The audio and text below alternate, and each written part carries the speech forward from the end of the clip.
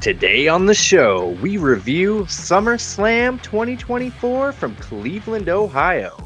And we talk about a little backstage drama in AEW. Throw up your ones. The tribal chief is back, and we're going to find out this Friday what he plans on doing next.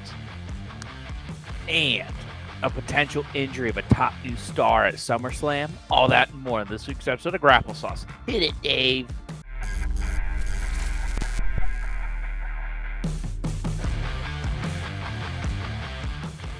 Hey, Daver here. Welcome to the show. Hey, this guy's Chad. And Chandler's back as well. How we doing, Dave? Hey, I gotta admit, I got a whole WWE PLE in the book. He said the thing. PLE. It makes me feel dead inside. I still say pay-per-view. When I'm talking to anyone who doesn't know wrestling, I say pay-per-view because they go, oh, okay, that makes sense. Like, I know what that means. Even though it's not, like, it is in my heart. But yeah, we all watched SummerSlam 2024 from Cleveland. What'd we think about it, gentlemen? It was fun.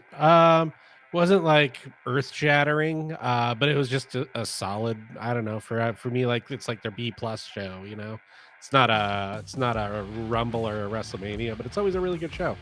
Yeah. There were a couple pretty good, like really good matches on there that I think I'll remember for a while, and then a couple stinkers. So, you know, hit or miss, but I liked the show. I had a fun time watching. It went by quickly, I'll tell you that. But yeah, I think the biggest thing is Dave, as your first official WWE PLE, give us some initial thoughts. What you think about it? Anyone stick out to you? Yeah, really loved Damian Priest. Looks like he might be going with a babyface turn after that match. Finn Balor doing him dirty. Man, that Judgment Day falling apart, huh? Yeah, just in time for you to show up. I mean, we've been talking about Judgment Day falling apart for like a year and a half now. So it's weird that it's finally actually happening for real. Like, it's actually happening. It's gonna be Damian Priest, Rhea Ripley, and Carlito, baby.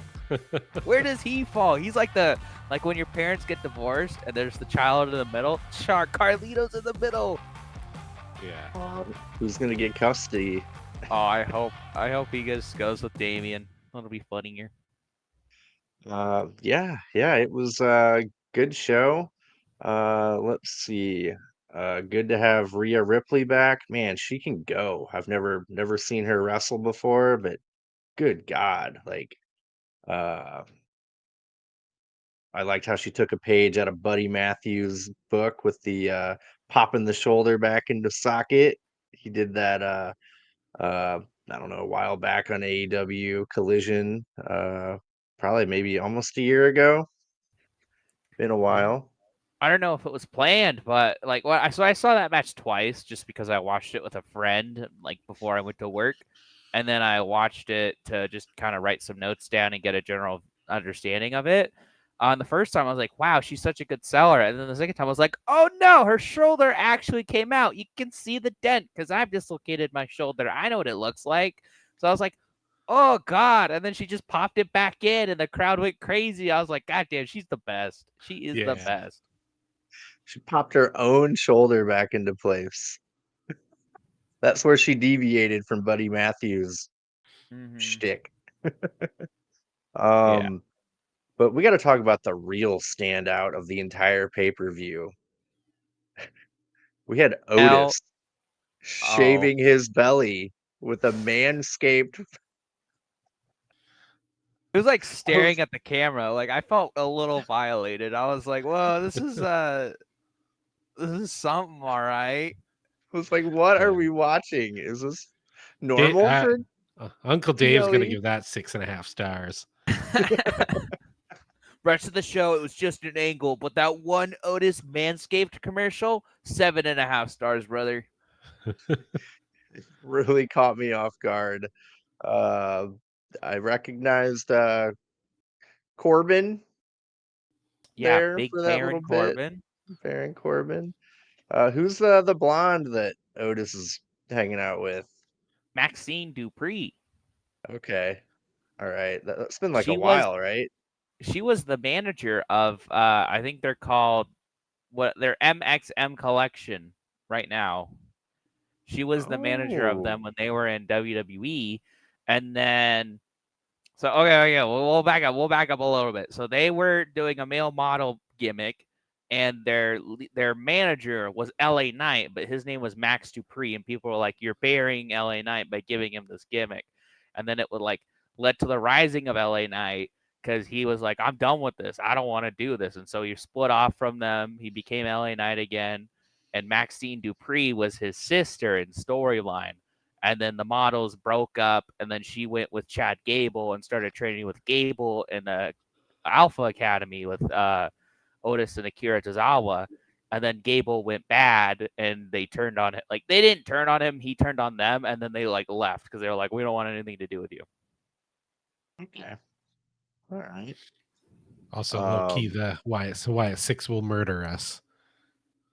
Oh yeah, that happens tonight. Uh huh. Uh. Yeah. Let's see. A couple things I liked. The big gaudy 3D graphics that they look like I don't they looked like some of them look pretty real. Like it was like, wait a minute, there's not a giant float in the crowd. Uh yeah, looked pretty cool to me. Apparently you guys were saying they didn't always look so good. They would be for every single wrestler. Like every wrestler got one, and like I guess their money wasn't really well spent on it, so they all looked crap. Whereas if they kind of hold it off and make it a little bit more reserved, it's a lot better. Yeah. Yeah. Almost Yeah. every entrance had one back when they first started tinkering with that. Mm. Yeah, like I said, I remember the Roman Reigns big dog one was particularly bad. But Gotcha. did anything else stand like? Obviously, we'll talk about the whole show, but anything else stand out to you, Dave? Just the production value in general. Like really good. It was so good. Like they put a lot of time and effort into that to make it look like every PLE must be like the Super Bowl for them, you know. Uh I liked the tunnel, the entrance tunnel, like how long it took for them to get to the ring, like that was pretty epic. I like how on the way to the ring, the barricades, like every other barricade had like a step to where like a wrestler wanted to like Yeah. get up to the crowd. Like that was pretty cool. Um, I didn't really love the ref cam. You liked it, Chandler? I thought it was interesting. Like it could it's a gimmick, it's gimmicky. But I think if you have some shenanigans, you could be like, "Oh, the ref cam, it's like a body cam. You can see what they were seeing, so you could understand, oh, that's how they missed it." Um Maybe they didn't use it that well, but it's something where I was like, I could see some big potential in this later down the line. So I liked it. Yeah, now that I Yeah. think about it, the Uh, idea of it isn't bad. They just needed to utilize it better and more. yeah. Yeah, like the Damian Priest match when Finn did something dirty, you could have been like, "Oh, this is how the referee missed Finn doing it, but caught the foot," you know? But like the camera's always recording, but these eyes, they have these limitations like we have to blink or we're not going to be pointing at the right direction. So, you know, referee's discretion and all that. But what were you going to say, Chad? Pretty well the exact same thing that Dave ended up saying, which is, cool idea. Just develop it a little more, and I bet you it'll be pretty neat.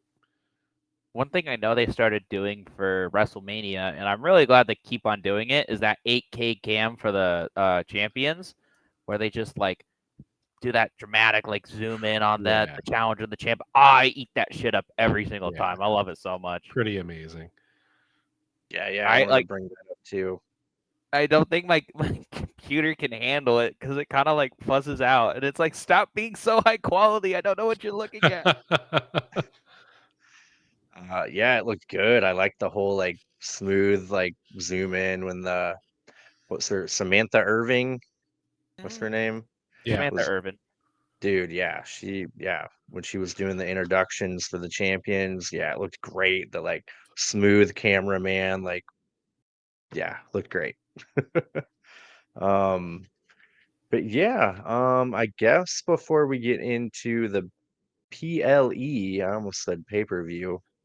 Do we want to talk about a little wrestling news? Yeah, you had some interesting AEW ones because we're not going to become a WWE channel. Come on, guys, don't get crazy. Come on. Yeah, we got some believe it or not, backstage drama in AEW. Can't believe it. Man, I thought we were so past it. Like, You thought that because that CM Pepsi guy was gone, the backstage confrontation will be. Put Sammy Guevara in Ring of Honor. Andrade's back in WWE. CM Punk's gone. We're good, right? yep, We had like no. 9 months where it was quiet. It was Yeah. crazy. We could just enjoy the wrestling without being like, ooh, who's getting mad at each other backstage?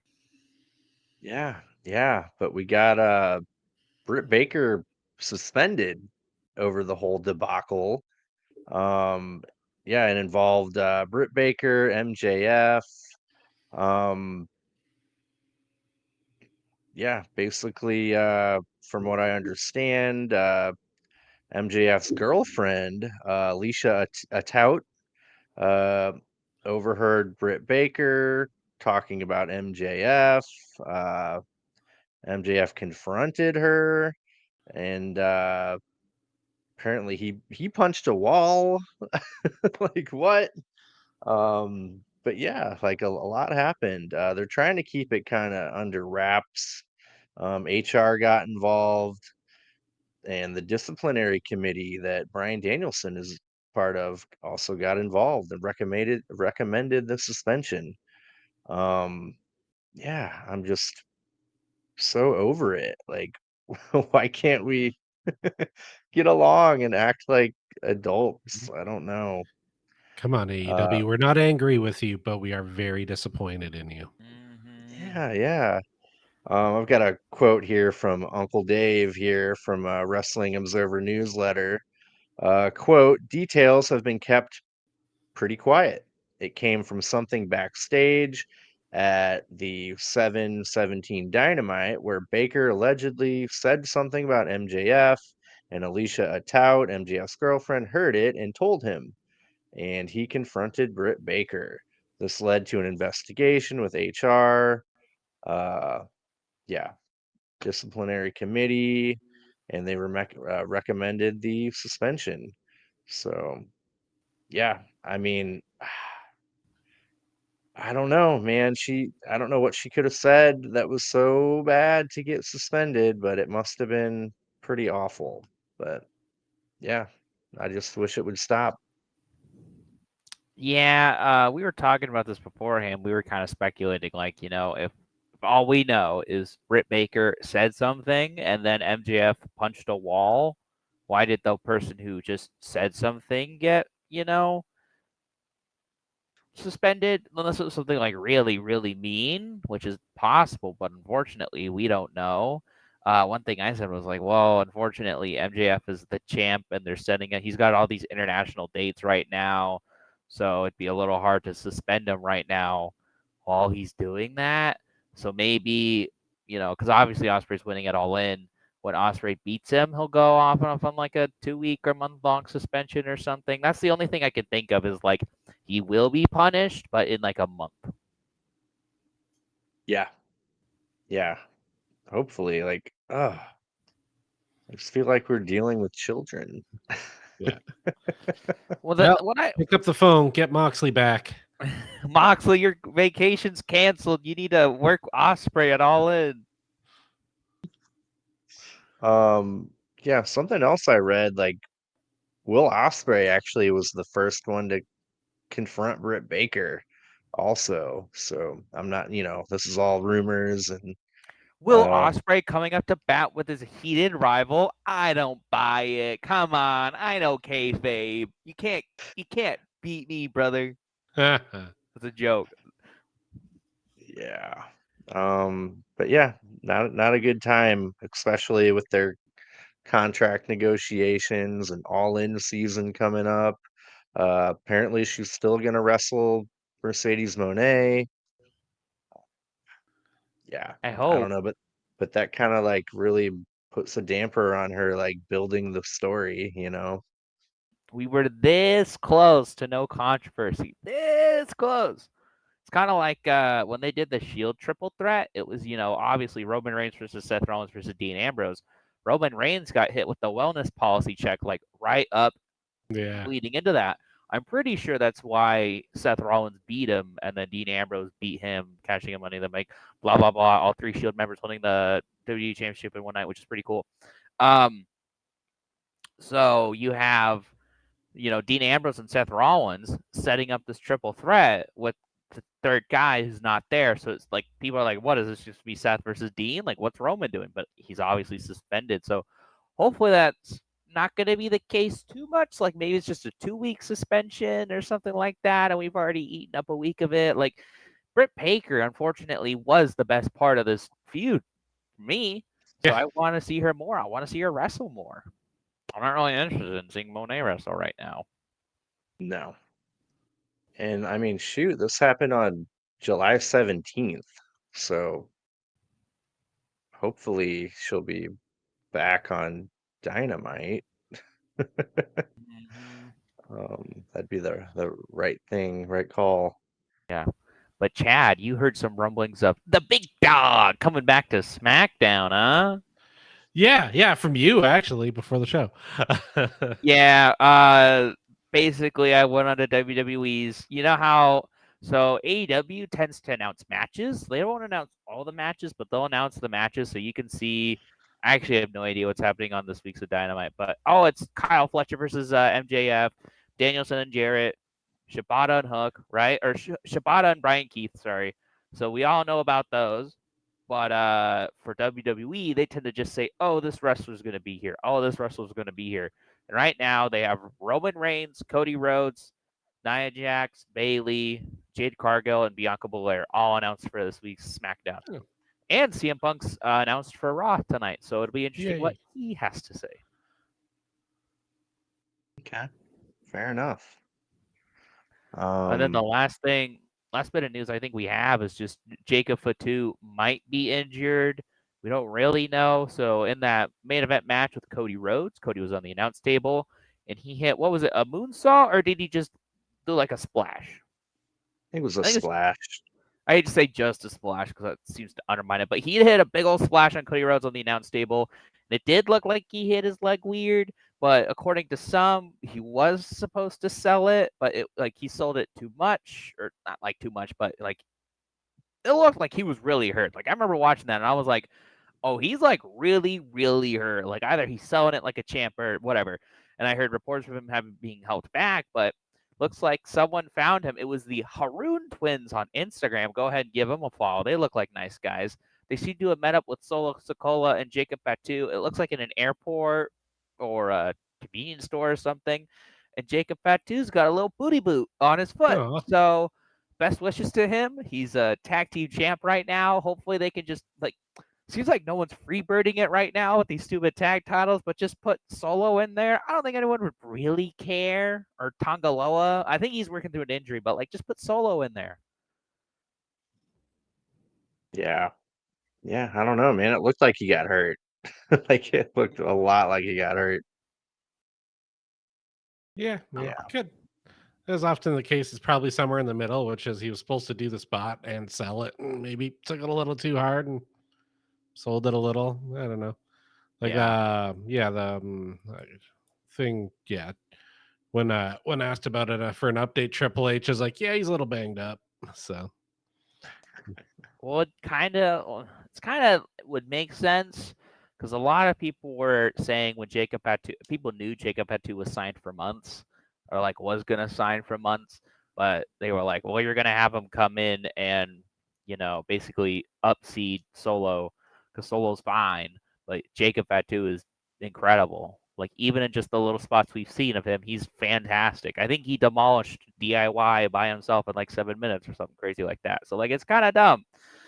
So maybe this is somewhat deliberate where they're gonna amp up an injury so that he can't, like, you just don't have Jacob Fatu eating Roman Reigns alive, or you don't have Roman Reigns beating Jacob Fatu. Like, oh, he's injured. It makes sense why Roman Reigns is stronger than him, and you like hold that off. Yeah. That's the only thing I can kind of think of as they were planning this. But then why would you put the tag titles on them? I don't know. Yeah, a lot to Hey, think about. did you guys know that Finn Balor and JD McDonough are the current Raw Tag Team Champions? Yeah. Did you know that? Yeah, I didn't know that. When did they win them? And why? So Who'd they win them from? The Awesome Truth. Miz and R-Truth. Huh. Yeah, no, I had no idea. Obviously, I wouldn't. Yeah. uh, All cool. right. Yeah, We you want to get guys into want to get in? the Yeah, let's show. get into it. All Let's get right. I into think this puppy. we're gonna try something new. Dave and I are gonna swap off play by play because we both took pretty extensive notes. So I'll start us off for Rhea Ripley versus Liv Morgan. But first off, that egomaniacal maniac Triple H had to get out there and get his face on camera. Ugh, I'm kind of getting tired of seeing Triple H. I don't want to see him anymore. Like, I don't dislike him, but he just comes out to like get cheered, and he does. But I'm like, I'm over it. But he just comes out and says, "Welcome to SummerSlam. Thank you, Joey Roll." And he had Joey Roll play a song. The only thing I wrote was "Go to bed, Triple H / Joey Roll," because I was like, I just want to watch the wrestling. But then, of course, we started out with Rhea Ripley versus Liv Morgan for it's not the Raw Women's title, it's the Women's World Heavyweight title, right? yeah. Okay. Still going to call it the Raw World's title, Raw Women's title, unfortunately. I liked the beginning where Liv was rolling out of the ring to dodge Rhea Ripley, obviously, because she's going to get demolished as soon as Ripley gets her hands on her. And then Ripley's the smart baby face. She counters her and was like, "Oh, I caught you." And immediately Ripley just starts dominating Liv Morgan, which makes sense. Uh, Ripley's freaking huge. I had written down, looks like Rhea Ripley hit like a bit of a rainmaker because it wasn't like the full twist or whatever, but basically she like flipped her over and then lariated her. I thought that was pretty funny. And then it looks like Liv escaped the first riptide, but she couldn't capitalize just because she was getting beat so hard. So that was pretty good storytelling. I liked how later on how she was escaping the riptide. I thought that was really cool. Um, and then it looks like as Rhea Ripley is launched into the ring post, which kind of like equalizes this match, she dislocates her shoulder, which just looked gnarly. And then, of course, that's how Liv Morgan's able to start getting some offensive. She just targets that shoulder. She hits a code breaker on that shoulder, which I always love. And then she kicks Rhea Ripley into the stairs on the outside, which I think was fun. And then Liv gets back in the ring. And then Rhea Ripley, because she's a badass, just charges right into the announce table to pop her shoulder back in. I love how they go to the like announce table cam so you can see Michael Cole and Pat McAfee's reaction as their test goes like like that, and they're like, "Whoa!" I thought that was funny. Uh, and then in the bit where like Liv Morgan was about to go out and do a dive on Rhea, Dom saved her. So I was like, "Ooh, is Dom gonna turn on her? We'll see." And then it was Rhea Ripley hit like an insane drop kick. I know we always talk about Mariah May Okada's drop kicks where they look like they're floating. This one looked like when they say missile drop kick, it looked like a missile. Ripley just sent it. So I loved that. And then Rhea Ripley was going to go for a riptide, but Liv countered for a DDT. And I just thought, man, Ripley can sell those DDTs like pack. Like she Yeah. doesn't like stutter, but she looks like she goes right on her head. I thought that was great. And then there was a bit where Liv hit a crucifix driver and then went for the pin and it didn't work and then went for the immediate armbar. It's not something always people do, but I think of like John Moxley where he'll go for a Death Valley driver. Didn't work. I'll just go for the bull choke. Like I love that sequence. I always do. But then Rhea Ripley finally hits the riptide on Liv Morgan, but doesn't capitalize. How could she? She gets so angry. She gets a chair and she's about to do serious damage to Liv Morgan.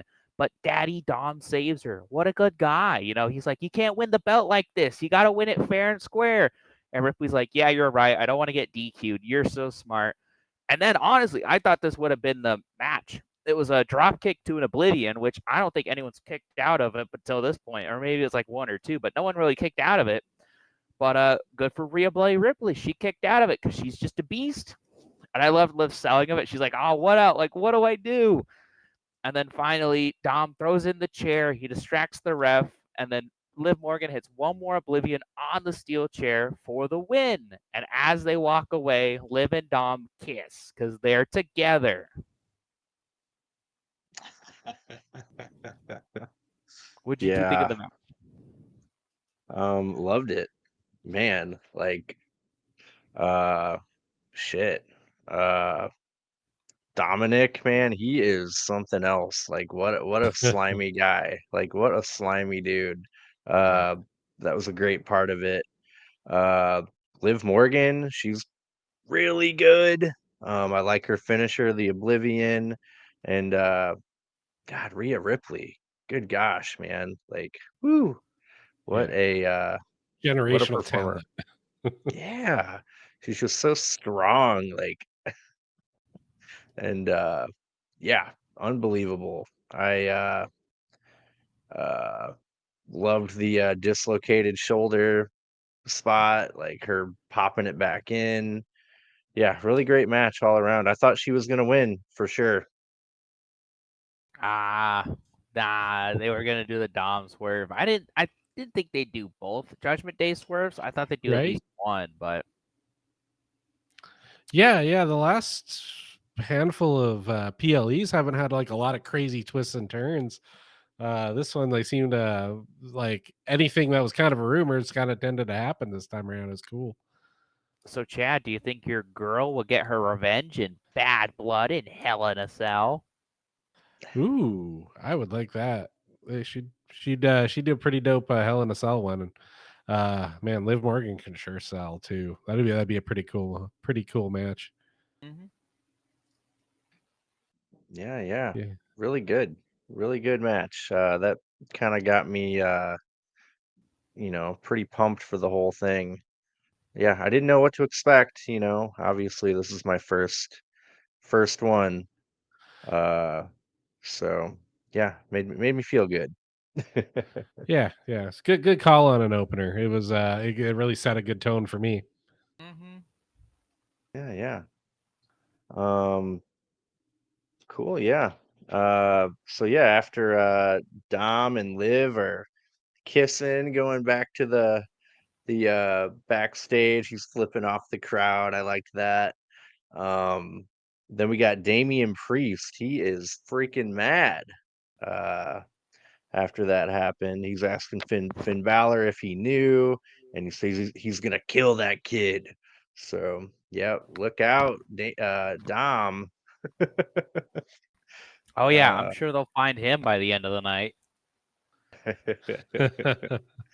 it's probably happening right now while we're recording this on Raw. Oh yeah, yeah. We're getting the fallout. But yeah, good match. Next up, we got a WWE Intercontinental Championship match.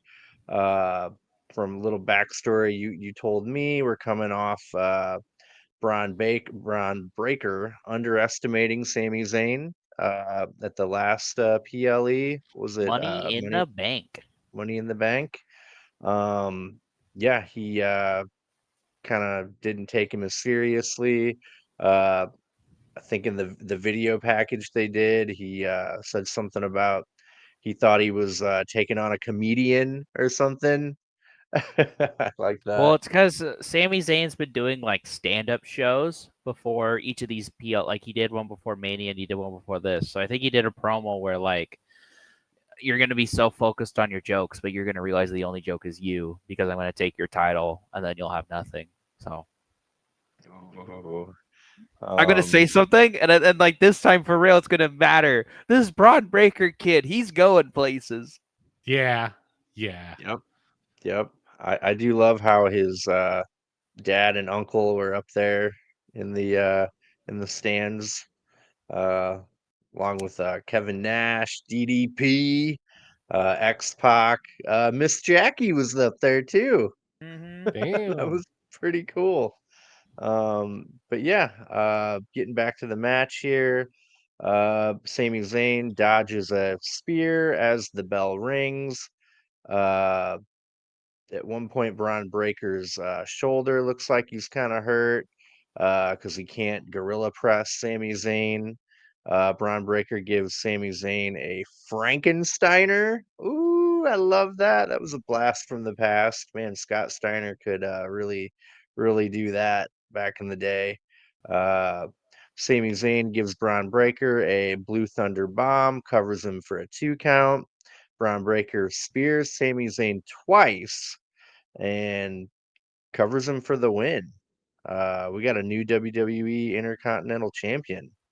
Uh, were there any other cool spots, Chandler, that were in between there?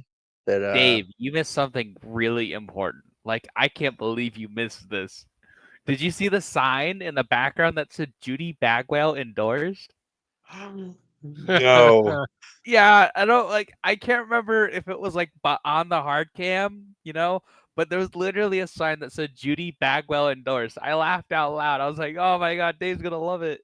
That's funny. I did not see that. I love that though. But I other than that, so you literally had everything that I written down in my notes because this is a very short match. The only other thing I wrote down was Breaker hit a hell of a lariat on Sammy. That's Yeah, about that it. turned Like, him inside out. it was a good match. Zayn bumped pretty well for Braun Breaker, but I'm glad Breaker's the new champ. It's kind of crazy. No one's going to be taking these titles off of Gunther or Breaker for a little bit. So hopefully, I know we don't watch Raw week to week, but hopefully that doesn't get really stale too soon. Right? But yeah, there's what, 4 title changes on this show? Crazy Yeah, in the Triple H Paul Levesque era. right? I'm glad they stopped saying that. Oh my god, I think they said it like. Did you ever watch WrestleMania, Dave? nope. I think they said that 50 times over the 2-day period. And I'm Yeah. not like I might be slightly exaggerating, but it was like 20. Like it just drove me insane where they're like, it is the Paul Levesque era. And I'm like, in the Attitude Era, they wouldn't be like, we're in the Attitude Era. They'd just be like, it's like the king doesn't have to call himself king. He knows he's king, right? And I'm not like WWE is in a great spot. I'm not dogging it, but it's like you don't have to brag about how great of a time it is. We just Yeah. know because we're watching the show. We're like, wow, this is a great show. Like I'm genuinely interested in it. Is that their Tony Khan in Jacksonville? It was. Well, when he was in Jacksonville, it was like that, where they're like, Tony Khan in Jacksonville is telling us right now that and Michael, like, it was when I started disliking Michael Cole a little bit more because he'd be like, "Oh, we're in the Paul Levesque era."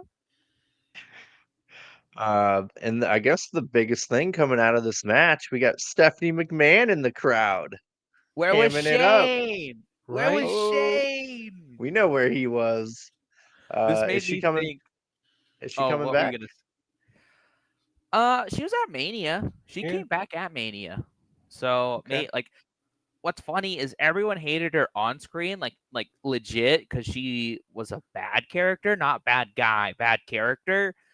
And she never really got her comeuppance as a heel.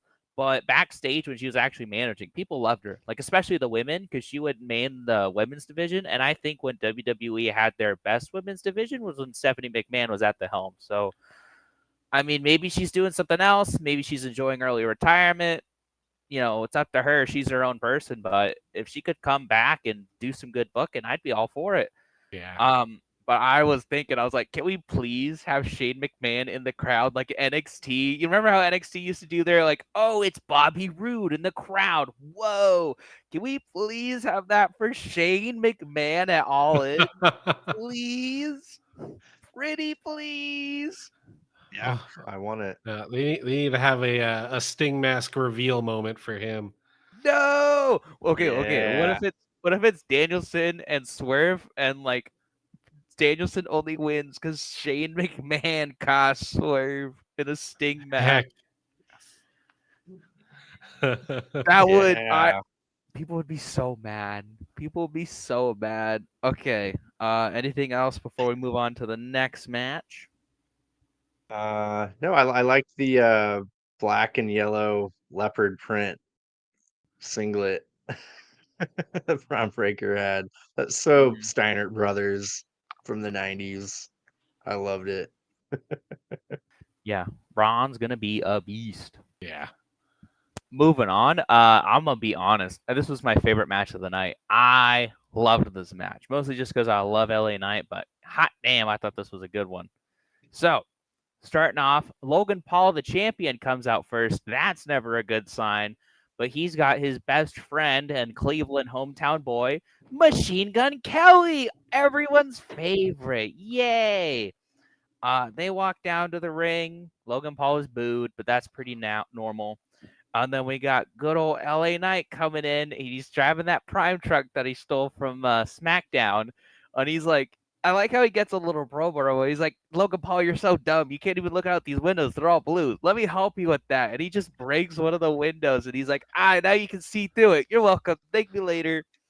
So, they're like, I love how LA Knight is booked. They think so much of him just because he gets a little promo on his way to the match. And he heads on out. They start. And then, basically, Logan Paul attacks LA Knight, so they do a little bit of brawling before the match starts, which I think I don't like it all the time, but I think for this it kind of helped and made it like do a hot start. There was a bit where I think LA Knight spit prime into Logan Paul spit prime into LA Knight's face, and I just wrote down that's more effective than mist. Like when a Japanese wrestler does it, prime is more effective. And I loved that, and then basically, LA Knight hit a neck breaker on the table, but they sadly didn't go through, probably because they were waiting for later. But basically, they finally get back into the ring. The match starts. The crowd starts off the match when it officially begins with "Fuck you, Logan" chants. So that's always nice to see in your hometown. And then Logan Paul hit the good old big boot and leg drop combo like his icon Hulk Hogan. So that was funny. And then Logan Paul hit a pretty good gut wrench suplex. And then LA Knight came back with a neat, like, it wasn't your typical power slam, but I liked it. It was an effective one. And then LA Knight hit a side effect. And then he jumped on the middle rope to the top rope and hit an elbow drop. I thought that was pretty smooth. And then, like, everyone kind of knew, like, LA Knight was going to win this. So I feel like LA Knight was like, I got to prove myself. I got to make sure everyone knows that I can talk well and I can wrestle well. And I believed it. Like, I was a LA Knight beforehand, but I loved him in this match. I thought he was fantastic. And then Logan Paul did a springboard moonsault to the outside. Man, you only see those on AEW. You don't see those typically in WWE, but that was pretty effective. And then Logan Paul gets him back to the ring and hits the 1-inch punch, which I don't know if you know this, Dave, but Logan Paul has metal in his hand. That's why his punch is so effective. So I can't believe he kicked out of it. No one except for all the people have kicked out of that has kicked out of that. Titanium reinforced hand. Yeah, exactly. Like Lex Luger back in the day. Yeah. And then LA Knight did his hop up suplex from the top rope, which he doesn't really botch that anymore, because there's a couple times where he would kind of flub it and people were really critical of him, which I mean, he would kind of like stumble or fall, but he's probably been practicing that so much because he did it like effortlessly when he did it. And then LA Knight did a drop kick through the ropes, which I thought looked really good. And then I like how LA Knight just went to the outside and pulled Logan Paul's friends out, and he just started beating them up. I just thought that was so funny. And then Machine Gun Kelly walked out. He conspicuously had some brass knuckles on his, chain, and he handed him to Logan Knight. And LA Knight was, trying to get him over the ropes. And Logan Paul hit him with an uppercut with the brass knuckles. Uh-oh. And then he's going for that buckshot lariat. Ooh, is he going to do it? But then I like how LA Knight just no-sold the brass knuckles, hit the hardest BFT I've ever seen, and won. Those BFTs don't always look good, but holy crap, he took everything he had and put it into that. So I'm not going to lie, I loved this match. I thought LA Knight came out to play. Logan Paul sold well. I really liked it. What did you two think? Yeah, Logan Paul for me is like one of those dudes. I'm like, I don't really like this guy. Then by the end, I'm like, I kind of respect him though. He's really effing good at this. And I think that was probably the best outing I've seen for LA Knight. Like you said, he's clearly put the work in to make his wrestling look a lot more impactful. Yeah, I totally agree. Dave, is this your first LA Knight and Logan Paul match? Yeah, I What'd you really think? enjoyed it. It was good. Now the controversy about the finish though, uh Logan Paul's legs were totally under the ropes. Did Ah, you who did you cares? We all hate Logan Paul. they're saying he's going to uh make a stink about that and cost or they're going to strip the title off LA Knight. I'll be shoot upset. I'll be like IRL mad if they do that. But yeah, man, another thing I got out of this, like Logan Paul's really the only WWE guy who does a buckshot lariat, right? Yeah. Uh, so I really want a Logan Paul CM Punk feud.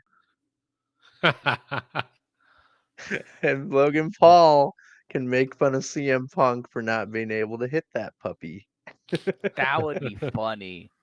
You know what I asked for a while ago, and now with Hangman Adam Page's current character, I just want it way more. I asked for a Ellen or Logan Paul Hangman Page feud, like when he was a good guy. Like when I first started watching and he was a good guy and he was just trying to be valiant and beat Swerve.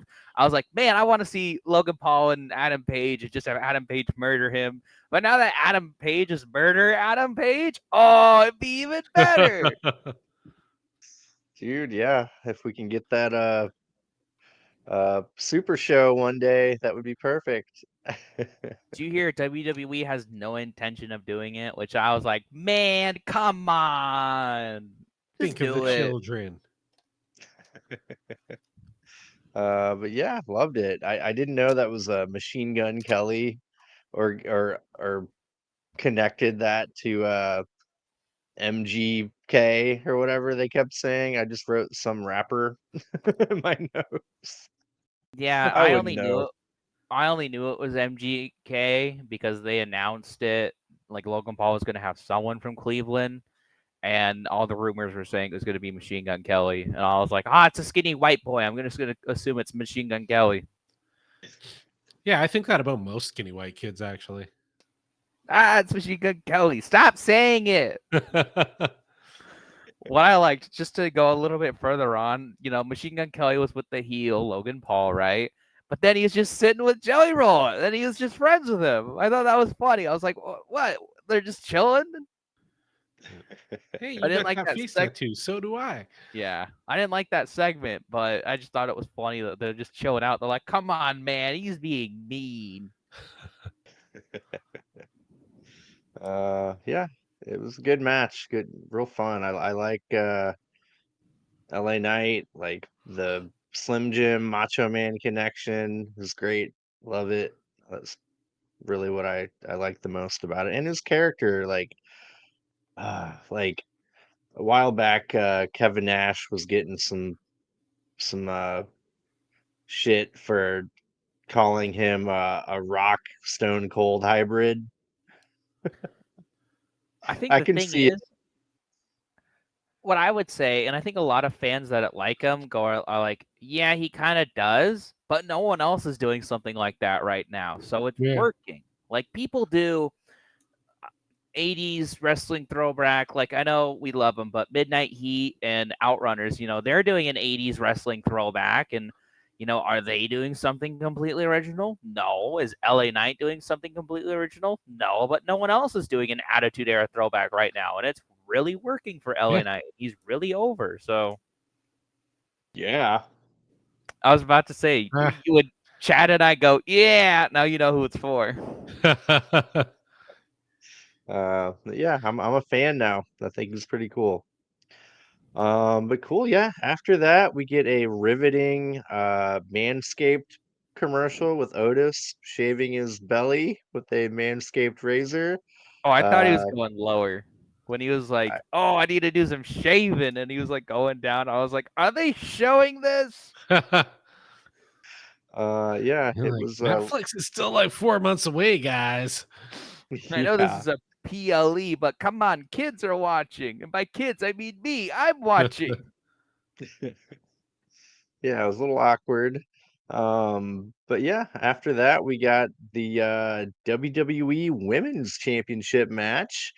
Bailey defending against Nia Jax. Nia Jax won Queen of the Ring, correct? Mm-hmm. So yeah, that gave her the title shot from what I understand. Yep. Yeah, she just dominated that shit, huh? She like wasn't she winning before that too? Like pretty good streak.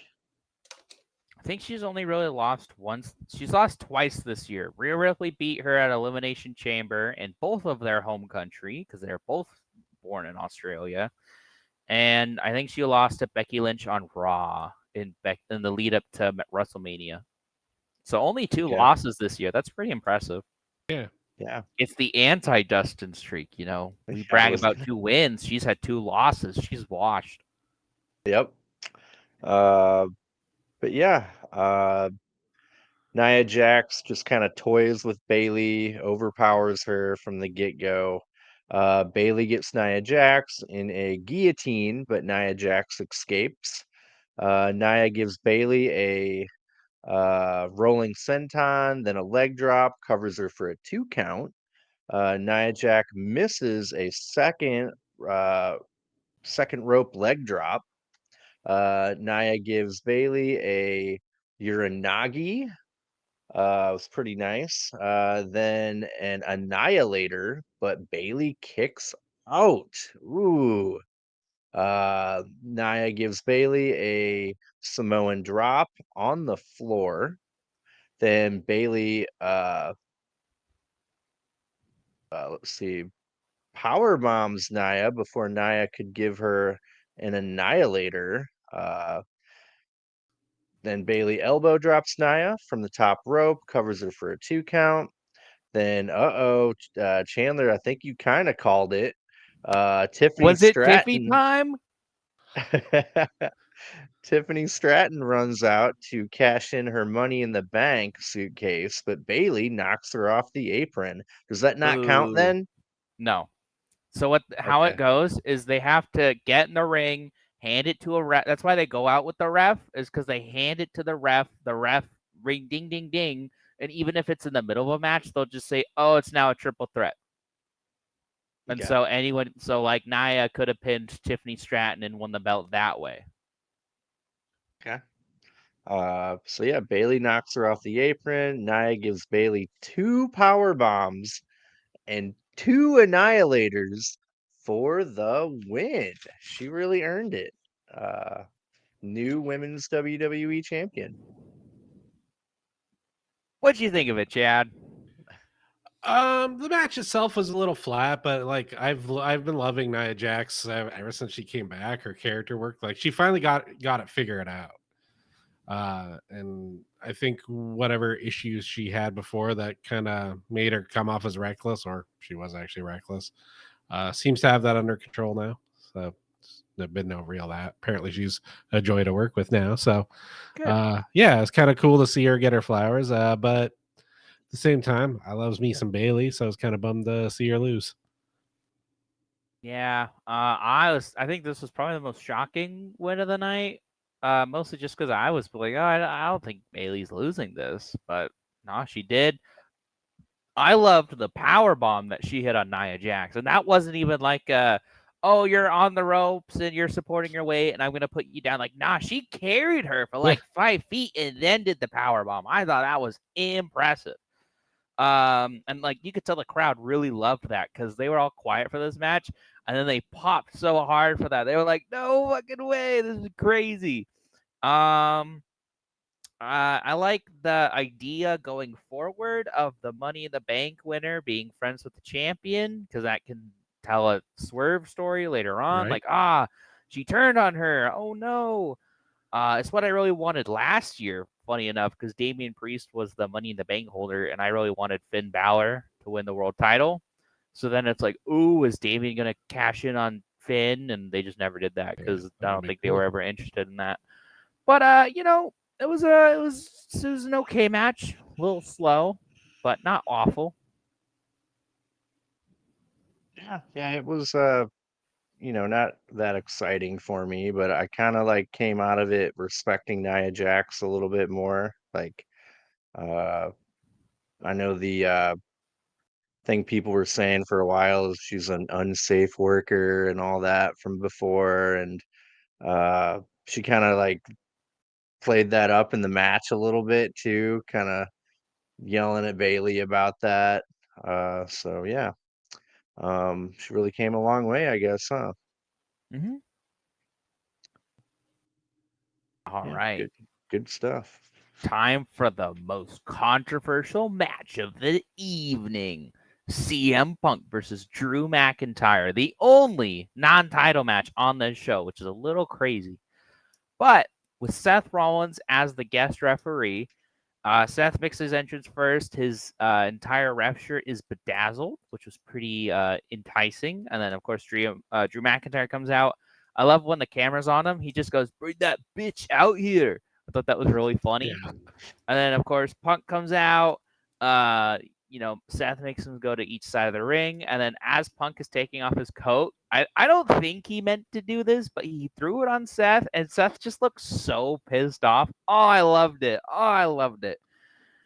But in the beginning, each man is working. Like CM Punk works Drew McIntyre into the corner for too long. Seth gets to the full 5 count, and there's like, oh, you need to back off. And then Drew McIntyre capitalizes, and the same thing happens to Drew McIntyre, where he gets Punk into the corner for too long, and then Seth pulls him off, and then Punk capitalizes. I thought that was a neat little touch in the beginning.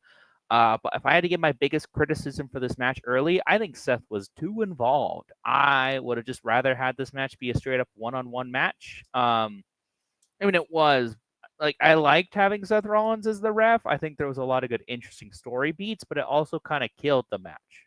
Yeah. Does that make sense? Yeah. I mean, he's such a force of nature. And I mean, those other two guys are just like their story's already compelling. They didn't need Seth to help. Yeah. So Drew and Punk go to the outside, and you can hear Seth. He goes for the 1 count, and then he just kind of stops. So I wrote down, man, Seth would be a great AEW referee. He would be so good at it. Uh, and then they did the Joe Punk spot at All In, where Punk's base or Joe has Punk like hanging. His legs are around him. He's just kind of grabbing him. He like chucks his head into the announce table. That's where Punk bladed. But like I was like, man, that's fun that they did that spot. And then McIntyre basically did an alley oop where Punk was under the ring. That probably didn't feel great. And then I like how he threw Punk into the ring, and Punk just hit like this desperate strike. Like it just whiffed the air, and then McIntyre killed him with the chop. I loved that little spot. And then both kind of start getting back and forth at each other. And then Punk hits 3 running knees, and then he hits a top rope elbow, and then he goes for the Anaconda Vice, but he breaks it up because he sees the bracelet. Oh no! And he tries pulling it off, and he does, but he breaks the hold on it. He could have won with that. And then they just start beating each other up. And then as Punk is going for that stupid bracelet, Drew McIntyre hits a Claymore on Punk, but obviously I think Seth is out of the ring at this point, so he can't make it in time for the pin. And then Punk hits a GPS, but again, Seth is like knocked down. I think Drew pie-faced him or hit him with a chair or Claymored him or something. And so he couldn't make it in time for that, but Punk is really mad at that. It's really funny because he just starts yelling at him because he goes, "It's really easy. You just go 1, 2, 3, end of the match, but you can't do that." So it's really funny that Punk is just laying into Seth right here, and Seth is just taking it. You don't really see that from Seth Rollins too much. Yeah. Seth Rollins always stands up for himself, but I thought it was a pretty good spot. There's a bit early on in the match where it was crazy how Seth had the chair that Drew had and he took it away and he was going to go hit Drew with it because he was pissed off at him, but Drew got out of the way and he was going to hit Punk, but he wouldn't hit Punk. Like he was going to hit Drew, but he wouldn't hit Punk. I thought he hated Punk more. What was going on? And then Punk got mad, hit a GTS on Rollins, And then he was about to go beat up Drew McIntyre, but Drew McIntyre hit a low blow and a Claymore to win. And you can see in the end, he takes the bracelet back and kisses it right in front of CM Punk's stinky face. So after all that, what did you two think? Oh man, the bracelet and Seth took way too much of the attention away from me. Like you're right, it should have just been a normal ref. And I don't know that the bracelet thing really like took a lot away from me. Like I know they were trying to tell a story, but man, it's just a piece of plastic with some string through it with some beads. Like If I were booking, because we all know they're gonna have a Hell in a Cell match at Bad Blood. We all know that. I definitely want that. What I would do is you announce it like ahead of time. We're gonna lock that bracelet up. So you just two have at it. You're gonna settle your differences. No bracelet, no Seth, no nothing. It's gonna be you two, a ring, and a cell. Figure it out. I think that would be a very compelling way, but like you wouldn't want to like make that stipulation like the winner gets the bracelet. Like it's just kind of implied. Right? yeah, Yeah, I was I was hoping for something a little more electric. It was an okay match, but and I understand what they're doing, which is this is really match one in a feud. Yeah. But so they need to save some gas in the tank for later. And thankfully, I don't think CM Punk got hurt, so that's a plus, Hey, we haven't checked Raw results. We don't know. right? But But yeah, he kept on being like, "Oh, I'm gonna take my pound of blood." So I was like, "Oh, they're bleeding, right? They're yeah, gonna, they're gonna, they're gonna bleed." So I don't always want blood in my matches, but I was like, of all matches, this is the one. But did CM Punk and MJF bleed in their first match? Probably not. So they'll probably get all bloody for the Hell in a Cell. Which I hope so. what were you gonna say? Saying I hope so. Yeah, if anything, it just it wasn't the best match, but I'm still into the feud. I Yeah, still want to see what goes on. yeah. yeah. For these two, the match is actually kind of like the least interesting part. Like the rest of the feud's so good that it's like until they get to like that crazy blow off. I don't know. It's just like, hey, give me more of the trash talking Yeah, I'm sure we'll get that tonight on Raw. as Raw rolls Um, on. I gotta say, I loved Drew McIntyre's gauntlets he had on the way to the Yeah, ring. It kind of reminded me a bit of like Kill Switch's shoulder pad thing. Like it's cool leather work, good looking ring gear. I don't know if he Um, always wears it, but it looked really cool, and I liked CM Punk's Bret Hart's inspired gear. Like Yeah. it was just pretty neat. I could have swore he wore that in AEW. I'm Like probably or something very similar. yeah. I liked Rollins like egging on Drew. It's like you hit me harder than that, and he kicked out of it. Like it was Yeah. pretty good. Um, I liked when Seth Rollins was like laying into CM Punk. He tells him it's not always about you, asshole. That was pretty good. Um, Oh, he's and then not. I like Punk's retort to that, where he was like, "It's not always about me, but it's never about you." I love that response. That was really good. Yeah. Uh, but yeah, cool match. Like, yeah, Punk looked like he added a little bit of muscle. Looks like he's in okay shape. Uh, yeah, not bad. I I enjoyed it. But the bracelet and the we didn't need Seth. Let's see. Yeah, okay. After that, we got a world heavyweight title match. Damian Priest defending against Gunther. Ooh, Gunther's your boy, Chandler. Oh yeah, Uh, he's genuinely one of my favorites. I think we're ranking right. Cody, Takeshita, Swerve, Tony Storm, probably Gunther 5. yeah. Um, let's see the show. They show Rick Steiner, Scott Steiner, X Pac, DDP, Kevin Nash, Miss Jackie in the crowd. Then they get into the match. Damian Priest stuns Gunther as the bell rings and overpowers him. Uh, Priest hits a broken arrow on Gunther, covers him for 2. Damian Priest kicks Gunther over and over, MMA style. Gunther chops him back, and then Priest chops him and kicks him to the mat. And then Gunther is actually bleeding on his chest at this point. Uh, Gunther powerbombs Damian Priest and stacks him up for a cover. Only gets a 2 count. Damian Priest hits a South of Heaven on Gunther. He only gets a 2 count out of that. Gunther chops Damian Priest over and over and over.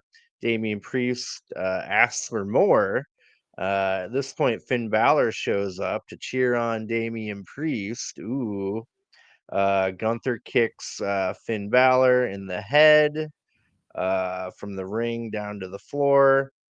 Damian Priest makes a comeback and lariats Gunther, then gives him Razor's Edge and the South of Heaven. He covers, but Finn Balor, that little bastard, puts Gunther's leg on the ropes. Ooh, he would have How had that could he? one.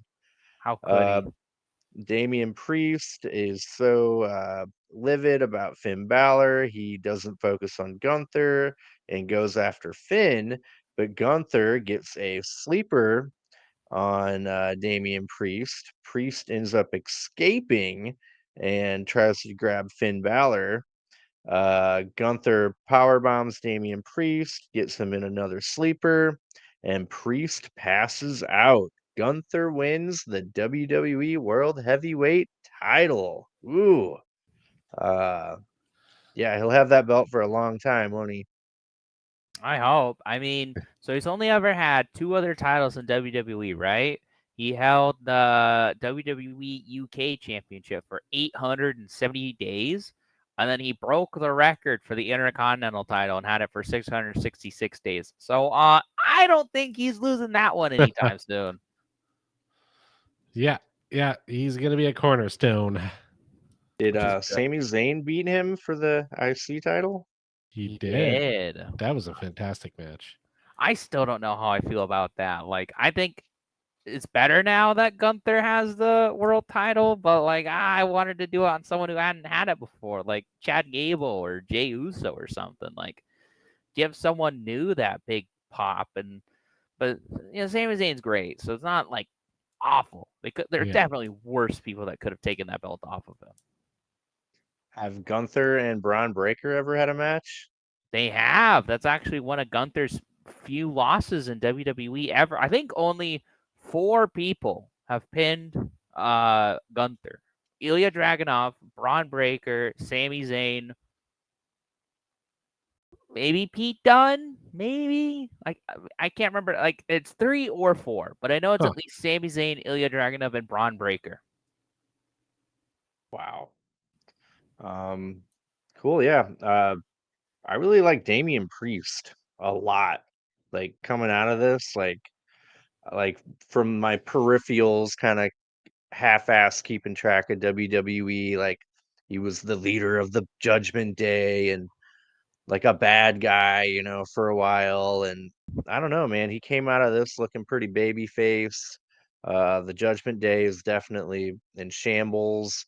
And man, that I love that he does the Razor's Edge. That's Yeah, so cool. Yeah. they So even cool. mentioned it because he loved Scott Hall, so that's awesome. Yeah, I kind of the same thing with LA Knight. I feel like both of these guys were like, this is even though Damian Priest was losing, he was like, this is a pretty important night in my career and a match in my career. People will look back on this. I should show up to play. And I think he did. I Yeah. liked Damian Priest more than Gunther in this match, which is crazy. But everything Damian Priest did just looks so real. And I believe like 6 months ago, if Damian Priest was out beating Gunther, I wouldn't have believed it. But in this match, I was like, oh yeah, he's going crazy. He made Gunther bleed. Typically, it's the other way around. Gunther makes the guy bleed, not Gunther bleeding. And then I loved how he got out of the first sleeper because I was like, oh, that's it.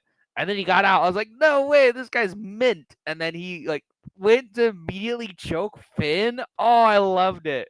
Yeah, And then that set up for losing. But I just thought that was so funny. And he's a smart baby face. He looked at the replay. Like, yeah, that's crazy. yeah. Twice in that match. That's how Gunther figured out he was bleeding, and the guy kind of got a little teed off too. Mhm. So yeah, he was like being held. He looked up. He's Yeah, I think Uh, LA Knight Logan Paul was my favorite match. This is definitely second. yeah, I thought this was a fantastic match. yeah. It was great, and yeah, like you said, even like 6 months ago, watching Priest, I was like, he's good. Like his packaging, his character work is good. It was in ring, it was always kind of meh for me, but I was like, holy crap, man, he is bringing it tonight. Like, I hope he keeps that same intensity in the ring because, like, I was like, dude, this guy, these two Both these guys. guys, both these guys. It was yeah, it was that the match shocked me how much I liked it because I was like, ah, I'm looking forward to a Gunther match. He's gonna, oh my god, Damian Priest is coming strong out of the gate. What is going on? Yeah, I really didn't expect walking away from this to be like, man, that Damian Priest guy's pretty cool. I just was Right? expecting to be like, Gunther, Gunther, yeah, you win. But like, nah, I was happy. I was happy. Yeah. No, it was actually a good way of looking strong in defeat, but Mm. they don't always pull that off. Damian Priest was my standout for the match for sure. I guess he had to kind of redeem himself for that Money in the Bank debacle, huh? Well, I think he had a bit of a botch in the Drew McIntyre match at Scotland because like he got caught on the ropes. Like basically Yeah. his knee got caught in the ropes. So I think he came out and was exceptional in this. Moving And on. Oh, well, one more thing. I think he is my official only WWE wrestler who I've watched two full all the way through matches of because I watched Dang. wow. Seth and Damian Priest at Money in the Bank. Yeah. Okay, I'm thinking because of that Survivor Series match. I don't think any of those guys had a like. Okay, Roman Reigns didn't have a match. Seth Rollins didn't have a match. John Moxley, Jericho are gone. Braun Strowman wasn't there. Kevin Owens, Randy Orton. Orton, they didn't have a match. Bray Wyatt. You're right. How was there 10 men in that match and none of them? Shane McMahon, come on, baby. Oh, AJ Styles wasn't there. How? You How know, is that right? There were I think 10 men that in that match. that makes Damian Priest my favorite WWE wrestler at this point. Yeah. Process of elimination, really. Exactly. Yep, he's I'll good. I think for my next retro review, I can't decide. I'm either gonna do it's gonna be one of two WrestleMania 39 matches. It's gonna be Charlotte Flair versus Rhea Ripley. Hmm. That match was a barn buster. Like I think that match. I think so. Best thing of the whole weekend. I think the Gunther match was the best match on the Eh, weekend.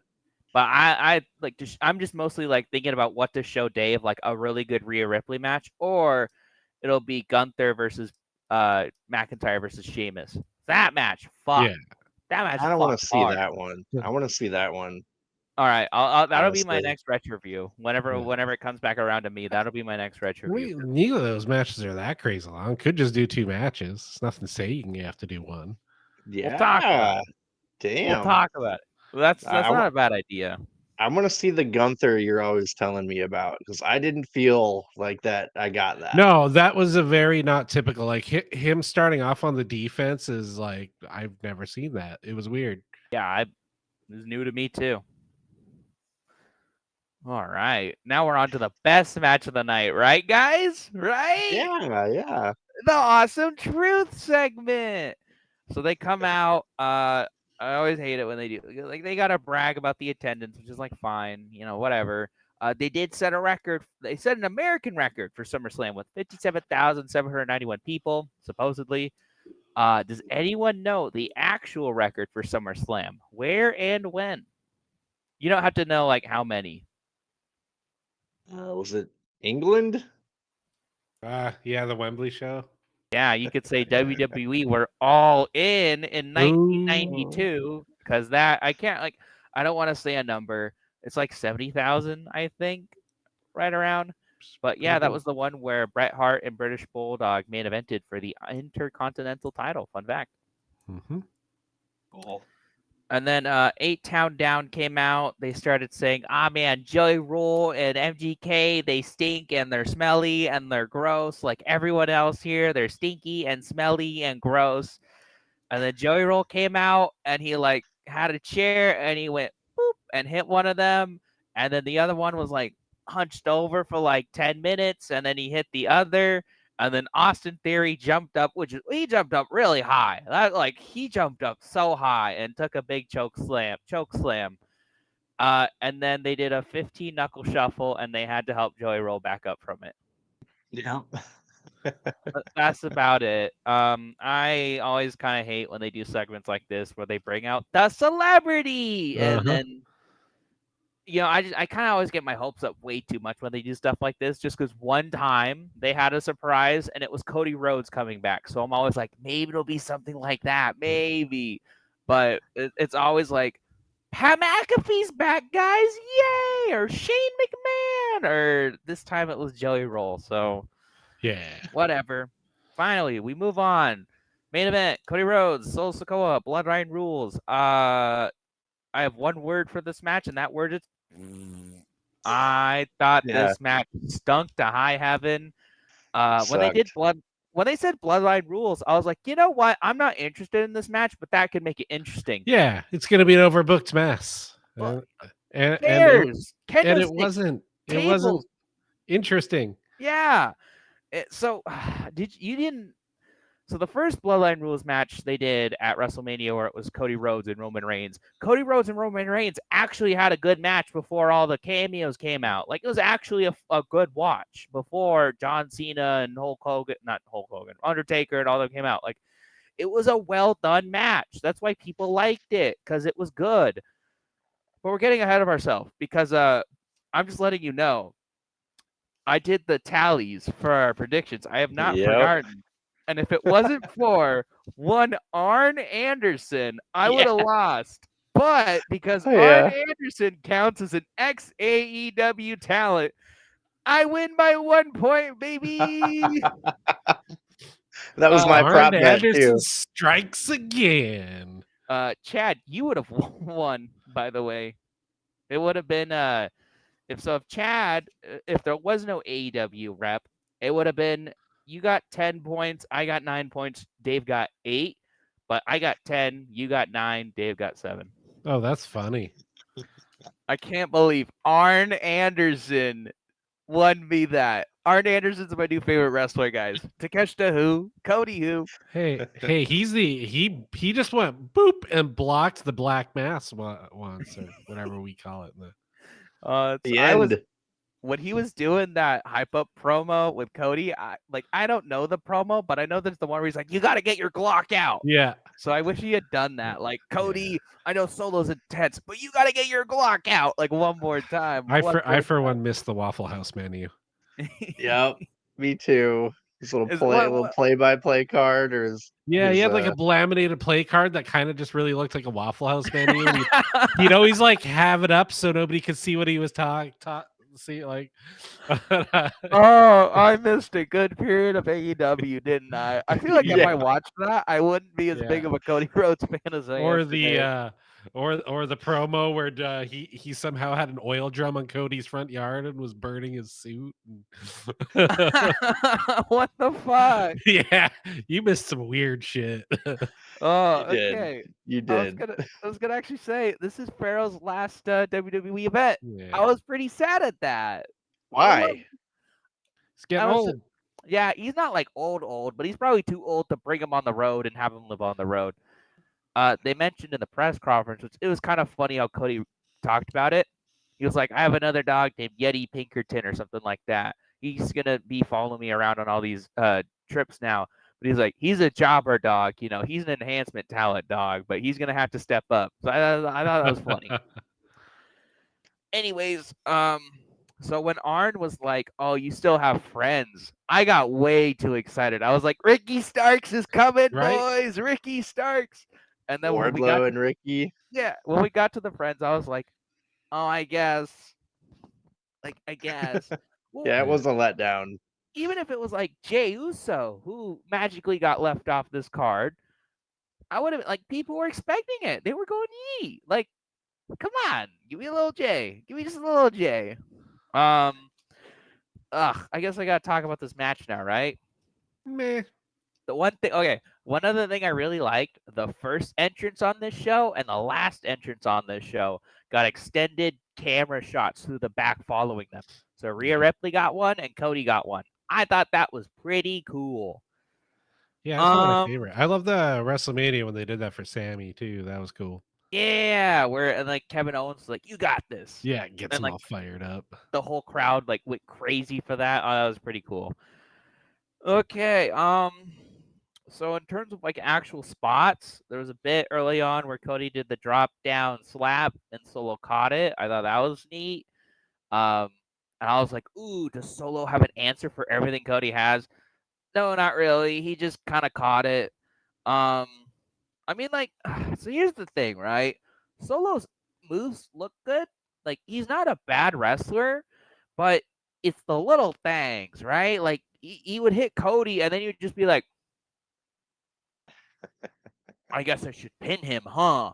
And it's like, yeah, you probably should, I guess, man. But like if this were like Roman Reigns, you know, it's all the little things. Like when Roman hit Cody with a crossroads at Mania and then tried to pin him, it's a lose-lose, right? Because either Roman beats him with the crossroads or he kicks out and then Roman gets to go, that's a shitty move. Who could ever win with that? That move sucked. And he legit said that. And people were like, man, Roman's the best. So I don't know. Do you want me to like actually talk about the spots? There was nothing really that good in this match. Yeah, Like Solo can do the moves well. He's just not ready for this main event yeah, level. yeah. He just doesn't have those little details yet that everybody else, And I think like. But like, man, when I was watching oh shoot, hell, Seth freaking Rollins gets the T-shirt, wipes his butts, like just the little things like that that make you a main eventer. yeah. So basically they wrestle. There was a bit on commentary where I think they like Michael Cole was like Solo wanted to take one thing from Cody, the crowd, and he did. And I was like, you mean this match sucks and it's really boring and the crowd doesn't care? So that's what you mean by that? And then Tongaloa and Tamatonga came out. Tongaloa missed the turnbuckle and hit the rope, and then that was kind of funny. And then Kevin Owens came out, and I literally wrote down Kevin Owens is here. And then before he came out, I was like, well, Randy Orton's here too, right? And then Randy Orton came out. It's good to see them. They're great guys, but it was just kind of like, oh, there isn't going to be anything Yeah, that interesting, but we'll get there. Um, and then like they hit Solo with like it was like a power slam, an RKO, a stunner, and like a senton and a crossroads, and he kicked out of all of that, which I think that's kind of crazy. And they hit Cody with a whole heck of a lot too, and he kept on kicking out, and I was just kind of like, I get like if I cared about this match. Maybe I'd be invested, but like no matter what you do, I don't think Solo's beating Cody. The only way Solo was going to beat Cody is if, spoiler, when Roman came out, he started beating up Cody. yeah, Then maybe. But that didn't happen. So Jacob Fatu comes out. He splashes Cody through the table, but hurts himself in the process, unfortunately. So Solo and Cody are in the ring. And then the big dog, Roman Reigns, finally makes his return to WWE. And people are like, "Ooh, what's he gonna do?" And he comes in. I love how quick he is. Just immediately walks in. Superman punches Solo. Does the biggest ooh wah in his career. Hits a spear. yeah. And he had 50,000 people do it with him, and it was like it took him over 10 years, but they finally got the people behind Roman. We have babyface Roman, and it works, Yeah, guys. It only took 12 years. And that's not a joke. And then I like how Cody actually still hit a crossroads. It wasn't just Cody, he still had some agency. But I didn't like as soon as Roman came in, I didn't care about Solo. Solo was a non-factor. It was all about Cody and Roman because Yeah. Cody did not like the fact that Roman helped him in this match. Like, I'm sure he might have appreciated it, but as soon as Cody goes for the pin, he's staring at Roman the entire time, and he gets the title, and he's still staring at Roman. That's the part of this match where I'm like, ooh, that's Yeah. good. Everything else, except for Arn Anderson and Pharaoh, Yeah, it really is just a stepping stone to get us to the interesting stuff. Yeah, it didn't feel big. Like Solo Sokoa doesn't feel like a true threat. Like it didn't even feel like a main event to me. no. But Roman Reigns always has to main event, so that's why it was the main event. Which, Yeah. to be fair, I think if you had that and then like Gunther and Priest came out, that crowd was dead after Roman came out. So Uh-huh. it makes sense in that sense, but still, it is just kind of like disappointing. Like I wanted a bit more. Like if they just had a car crash of a street fight, right? Like a really Yeah. brutal street fight. That's what I wanted. Because I was like, oh, Bloodline Rules. I don't want cameos and everyone running out and there being constant interference. Yeah. Just give me a bunch of Especially cameos. the way with this bloodline's been booked. It's like they're thugs, they're scary. It should have Mhm. been that scary violent match, not do do do do do do do do do. You know what I would have loved a whole lot more, right? Like, let's have this car crash street fight, but it's just Cody and Solo in the beginning. Cody's hanging on, and then the Tongas come out, and Cody can still hang. Like, he's still fighting on. He's still hanging because it's a street fight, and he's got to go all out. This is mega babyface. This might be too much for people, but I think it would have been a lot more interesting. Cody is still dominating in a 3-on-1 because it's Bloodline Rules, and then Fatu comes out, and that's where because Fatu's so crazy, he's able to level him, he's able to put Cody down, and then that's where Roman comes out. No KO, no Orton, but that's where Roman comes out and he beats Solo, maybe just gives Fatu a spear, and then that's where Cody hits the crossroads and win. Because that way it would have been a little bit more interesting before the end. And like we didn't need Kevin Owens and Randy Orton. Hate to say it, we didn't need them. Yeah. Yeah. Yeah, it's definitely Roman saved it for me as Oh, far as 100%. and like, I have no like history watching Roman or the bloodline or any of that stuff. So, but he made me feel like, okay, this is a big deal. Like he felt important. And so like that was pretty rare for the crowd to cheer him, right? One and do his "Hoo-ah" thing Yeah. like with him. Like that was pretty neat, huh? Well, it's crazy because he held that title for 1,316 days, and especially that last year, the crowd did not like Roman. They were kind of apathetic. Like he'd still get some cheers, some boos, but they were just waiting for him to lose that title. The second he did, people were like, "Oh no, Roman Reigns is fantastic. He just needed to not have a stranglehold on the title." So I think the SmackDown after Mania, people were chanting, "We want Roman," like Yeah. the SmackDown after. So I think they at least delivered on that, and I'm looking forward to at least figuring out what happens on SmackDown. Yeah, it'll be fun.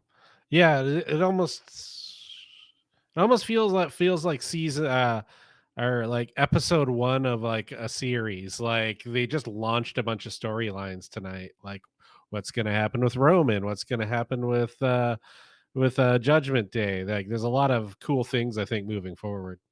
Mm. Yeah. Yeah, apart from the main event not really doing it for me. It was okay. Like Roman saved it. I thought Cody's mask, his big oversized mask was a little silly. Yeah, it fits. I say this lovingly. It fits the theme. It fits the suit. Would I ever wear something like that? No, but because Cody's such an over the top good guy, it works for him. It Yeah. works. He looked like a Funko Pop to me.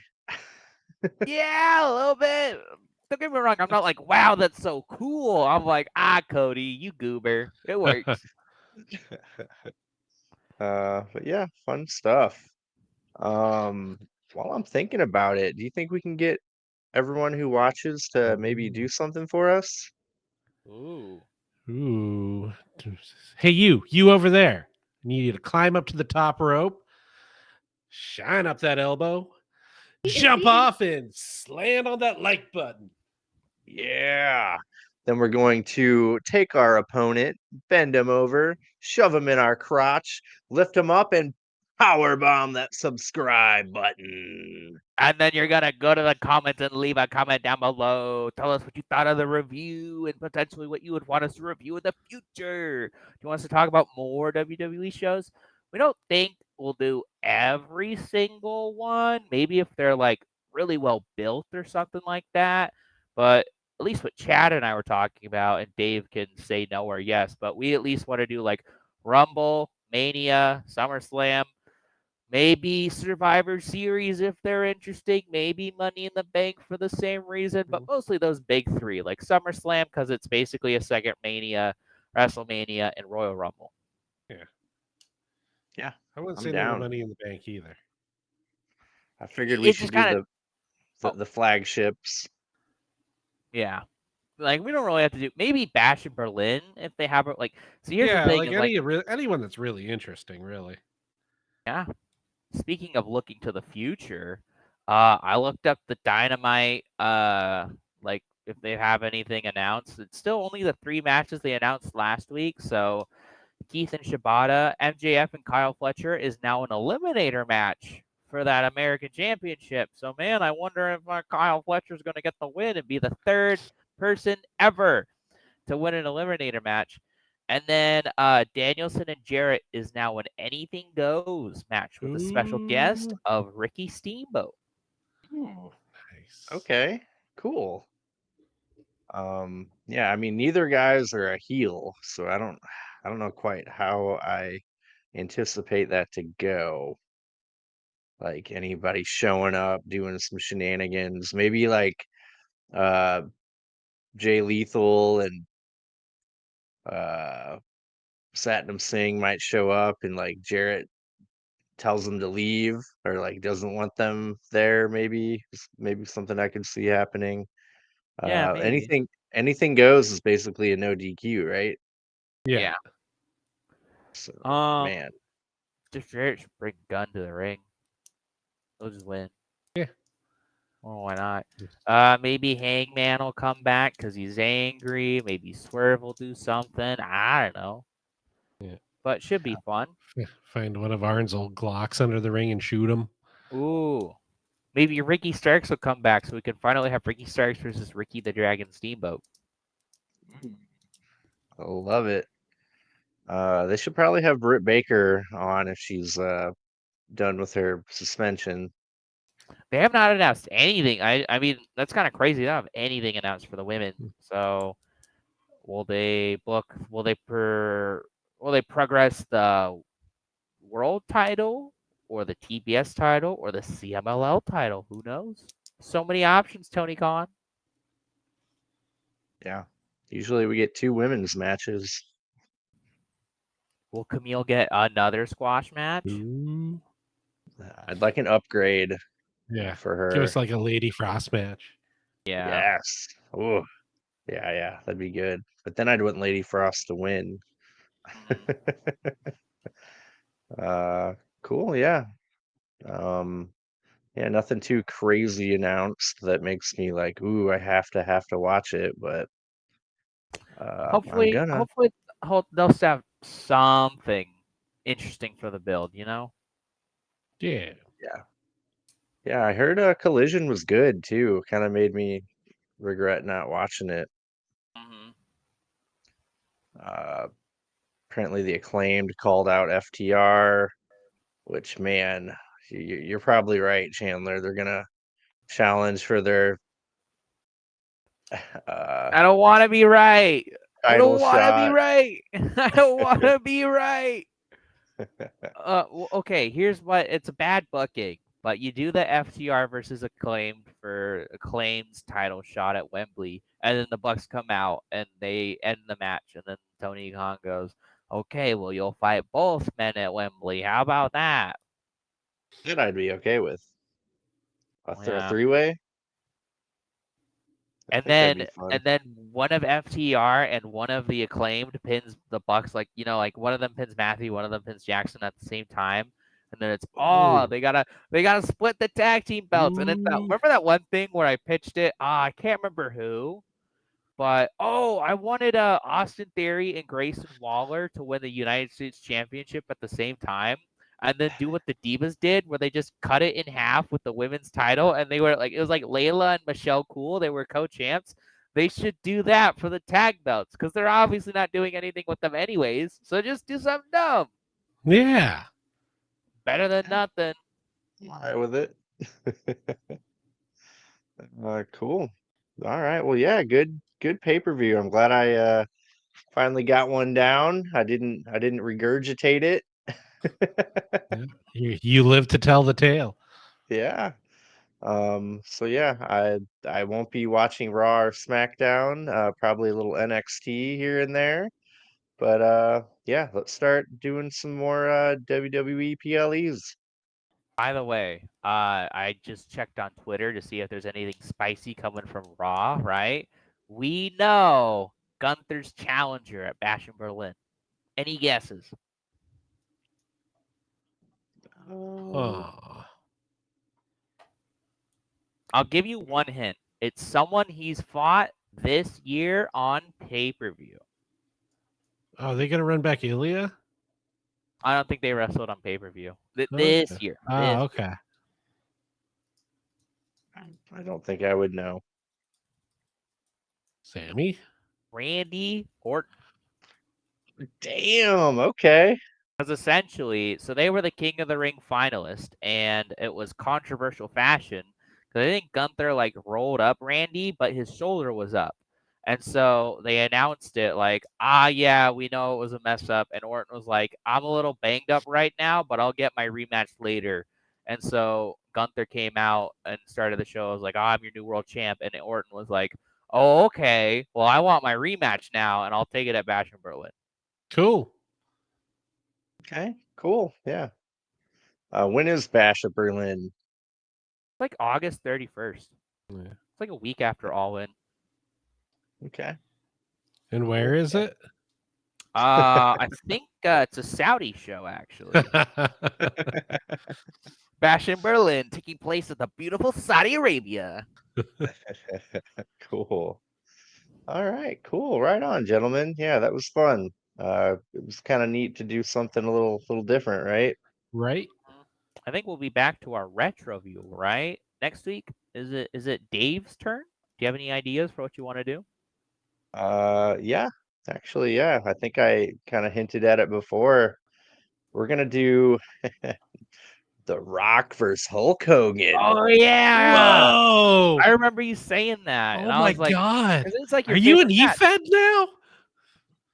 WWE. WWE. That's the best match I've ever seen in my life.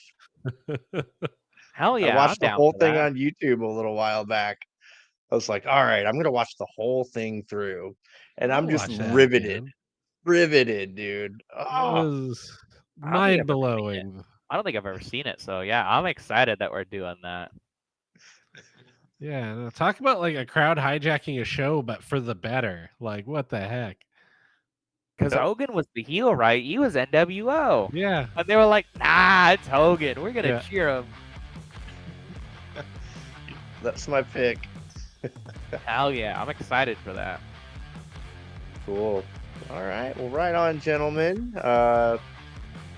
Unless we have anything else to cover, that was our review for SummerSlam 2024 from Cleveland, Yeah. Ohio.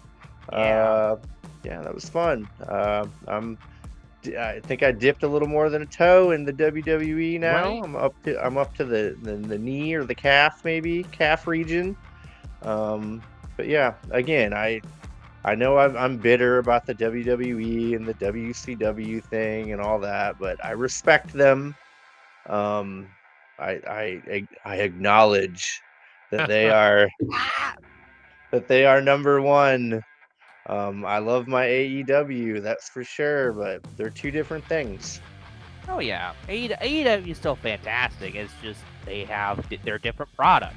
They're both wrestling, but one is more sports entertaining, and the other is more gritty Yeah, yeah.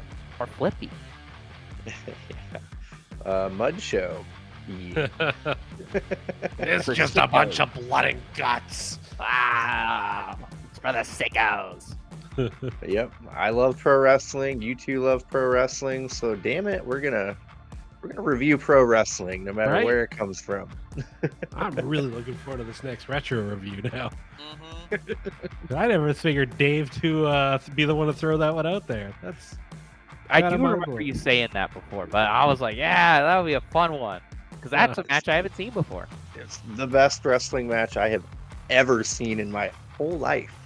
Hell yeah. Can't wait. Cool. All right, gentlemen. Unless we have anything else, I think I'm gonna do the thing. Do the Ooh, thing. do it. Do the thing. Bye. Peace. Bye bye.